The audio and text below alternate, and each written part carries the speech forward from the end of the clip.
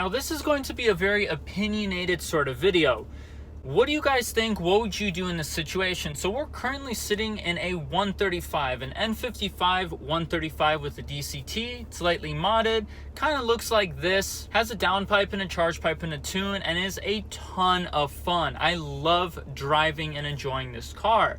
Now, I've had this car for a couple years and I think it's time to kind of try something new or try some change. I've been considering getting the exact same car but in manual. So I have a 2012. I would try to find another 2012 because in 2011 they had some fuel pump issues that were kind of ironed out. In 2012 they were a lot better, and I don't want an N54, so that eliminates all the other years of 135s. For the price, because manual 135s are ridiculously expensive, I'm seeing them on average go from about 21-ish, 22,000 all the way up to 26 or 27,000. Now for that price range, you can get quite a lot of car in the used car market. Now that is given at the current time. We're filming in November of 2021. The car market is ridiculously overpriced. Now there is a chip shortage. Everybody's going to the used car market because you can't really get new cars. But even still, for that sort of money, you can get a lot of very cool cars. Now I'm a big BMW nerd, so the other car I would consider in that kind of just under 30K range is an E92 M3. You can get one of those in manual with not too bad miles on it, maybe somewhere in the 90, 100, 110K miles, for ranging from 27 to 29,000 depending on how clean it is. Now, those are both very, very great options. But I had another idea. What if I got something right-hand drive? What if I got something that has quite a lot more heritage than a 1 Series? I've been considering getting a Skyline. Now this is where all of the opinions come in. People are either going to say, no, those old Skylines are old Skylines. Why would you drive a right-hand drive car in the US where it's a left-hand drive world? Well, because I can. And it's that simple. Now, people would also say it's an old car. You're paying a lot of money for an old car. But there's also E30 M3s for sale that go for significantly high numbers. Now I've seen E30 M3s, which are also old cars, sell for $30, $40, $50, or even $60,000 sometimes. So the money will stay there. And the purists who really love the heritage and love GTRs, love Skylines, will say, you should definitely go that route. That car is awesome. End of story. Now, what would you guys do in a situation like this? Would you get the nicer, classier, more luxurious M3 where you have heated seats and really nice stereo system and etc, etc, etc? Or would you go for the car that is significantly older but has a lot more heritage and is a lot more just raw?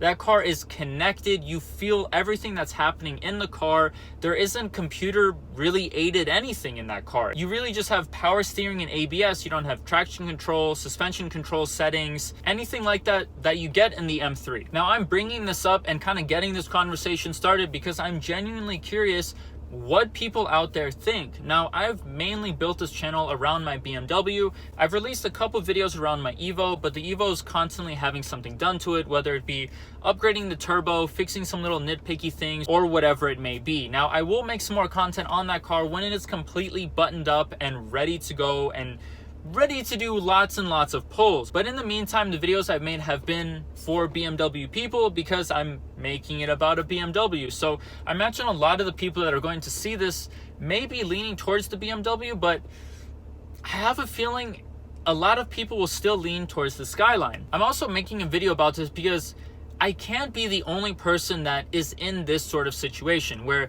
they have a certain budget they want to spend and they can either choose between getting the nicer, newer, more luxurious car, or they can get the older, more raw car from Japan that doesn't really make sense to most people, but to really true car enthusiasts, it makes a lot of sense. I also think it's funny that the two main cars I'm considering, the 135 and the Skyline, have a lot more in common than I really thought when I was comparing the two of them. They both have inline sixes, they both are rear-wheel drive, they're both manual, they're both two-door coupes, they both have nice balance in them.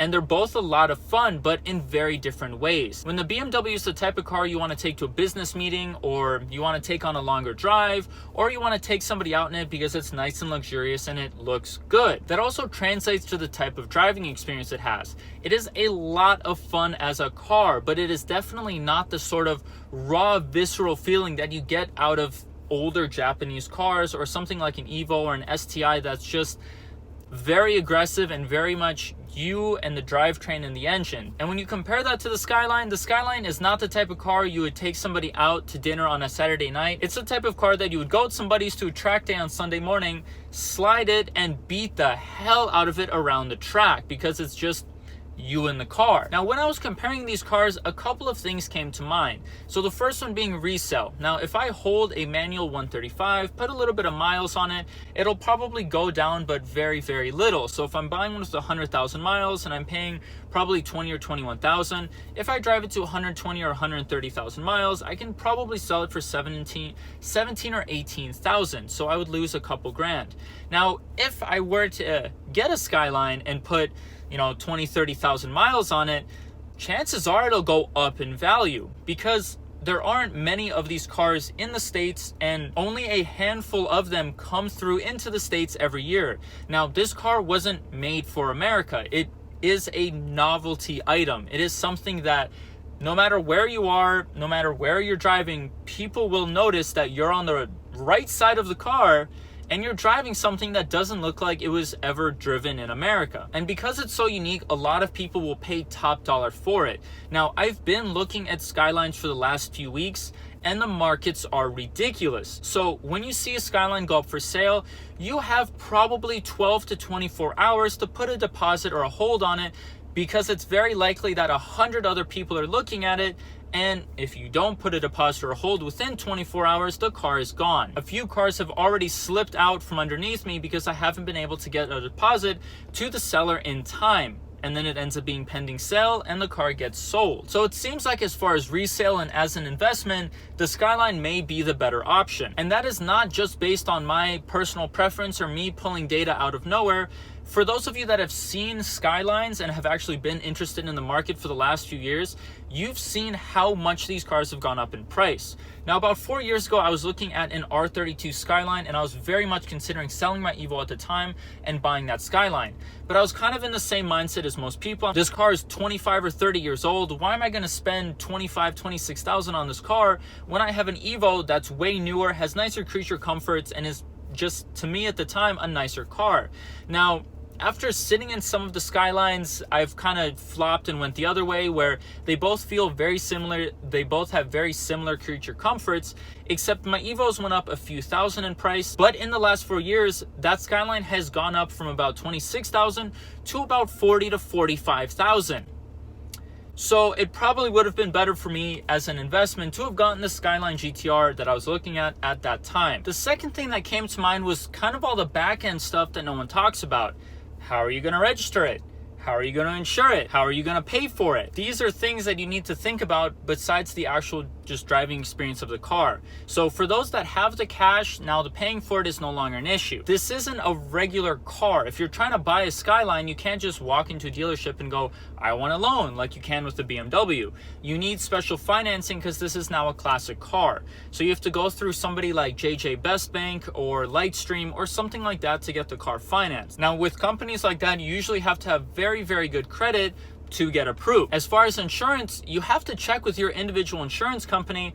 And as far as registration, if you live in California, be prepared to pay $10,000 to get it California registered. Now, there are other options of getting it registered, like registering it out of state, but that's on a case-by-case basis. So for somebody that doesn't have family in another state or a nearby state to register the car to their house, they can't really do that. So this is all things you need to think about and things that I've been thinking about. And the last thing I thought about when comparing these cars were, I've had a couple of BMWs, they're very fun cars, but since I was a little kid, I've always wanted a GTR. Now, when I was really young, I told my parents, I'm gonna own a right-hand drive car. And they told me, you're insane. why would you buy a right-hand drive car in a left-hand drive world like the US? And I told them, no, it would be cool and different. Now, being a young kid, I didn't really know much else besides that, but as I grew up, that kind of stuck with me because I still really want it. These cars that are right-hand drive are very unique and very desirable. And one of my dream cars has always been a GTR. So if I can get a GTR and not get the one that was made in America, so I can actually get a proper manual, all my boxes are checked, that is a great day. So I'm actually going to be checking out a Skyline. If my next video is, hey, I went and bought my dream car, then the deal worked out and I'll be making a lot more content about this GTR or this GTST. Now, I'm kind of considering both because a GTST can run you anywhere from the 40 or 60K range, but I feel like paying 30K for a GTST, at least an R33, you get 99% of the fun of a GTR and you get rear-wheel drive, which I kind of like better than the GTR, which I guess you could kind of pull the fuse and make a GTR rear-wheel drive. But anyways, you're saving a ton of money getting the GTST and you're having just as much fun. That may be a better option, but I'll kind of see and explore those options in the next couple weeks. Let me know what you guys would do, which car you would choose, if you would go straight for the Skyline or if you would say, nah, forget that, I would go for the BMW, I want the luxury. And lastly, do me a favor, go and smash that subscribe button down below. It really helps out the channel, and hopefully the next video will be me in a Skyline. See you guys in the next one.